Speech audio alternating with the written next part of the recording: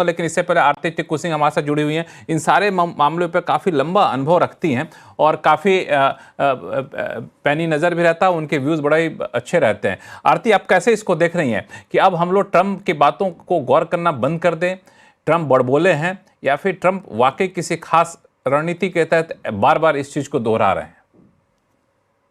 लक्ष्मण, यहाँ पे जो कांग्रेस के प्रवक्ता है और बीजेपी के प्रवक्ता है, दोनों की बातों में वजन है।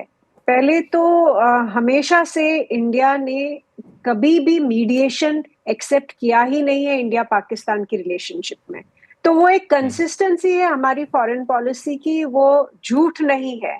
दूसरी बात, अगर ट्रंप ये क्लेम कर रहे हैं कि उन्होंने शांति करवाई है इंडिया पाकिस्तान के बीच में, लेकिन साथ में हमारे प्राइम मिनिस्टर ने ये भी कहा है कि अगला कोई भी टेरर अटैक होगा उसको वो प्रॉक्सी वॉर नहीं मानेंगे, उसको वो डायरेक्ट वॉर मानेंगे, और यही न्यू नॉर्म है।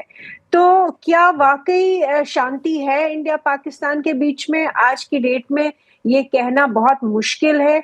और क्या वाकई ट्रंप का कोई रोल रहा, ये भी कहना बहुत मुश्किल है।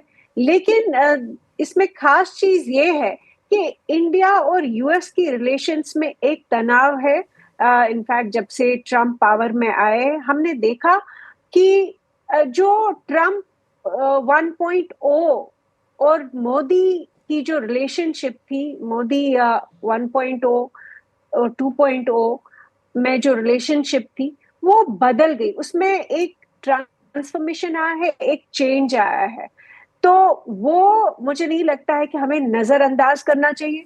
जो शर्मा जी ने बहुत सारे पॉइंट उठाए कि डिप्लोमेटिकली हाँ डिजास्टर है, एक डिजास्टर रहा है, नैरेटिव हमारा डिजास्टर रहा है, डिस्पाइट द फैक्ट कि हम विक्टिम्स ऑफ टेरर है।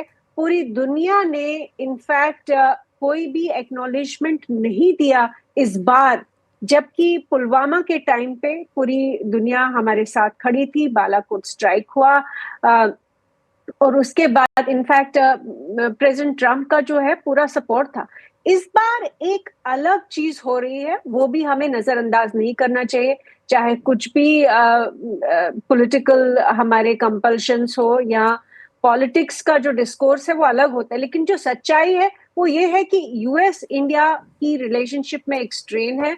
और दूसरी बात ये भी है कि डिप्लोमेटिकली और नैरेटिव लेवल पे, जबकि इंडिया ने मिलिटरली बहुत अच्छा परफॉर्म किया ऑपरेशन सिंदूर में, सक्सेसफुल ऑपरेशन था, लेकिन उसके बावजूद पूरी दुनिया में हम लोगों को पहले तो रेस्ट्रेन कहा गया। सबने, हमारे जितने भी एलाइज थे या हैं, बिल्कुल मैं एम्बेसडर वोरा से एग्री करती हूँ कि इंटरनेशनल रिलेशंस में कभी भी परमानेंट एलाइज और पार्टनर्स नहीं होते, और ना ही एक्सपेक्ट करना चाहिए कि हमेशा आपको वो एक सिचुएशन, कंड्यूसिव सिचुएशन या फ्रेंडली सिचुएशन, जब आपको सबका सपोर्ट हो, वो मिलेगा। दुनिया में इस वक्त वैसे ही दो ऑनगोइंग वॉर्स है, और इस वक्त एक ऐसा जियोपॉलिटिकल लैंडस्केप है कि ये एक्सपेक्ट करना कि हमको हमारे एलाइज का साथ मिलेगा या हमको प्रेसिडेंट ट्रंप की बैकिंग मिलेगी, मुझे लगता है कि ये अनरियलिस्टिक है और ये बहुत ही इमेच्योर बातें हैं।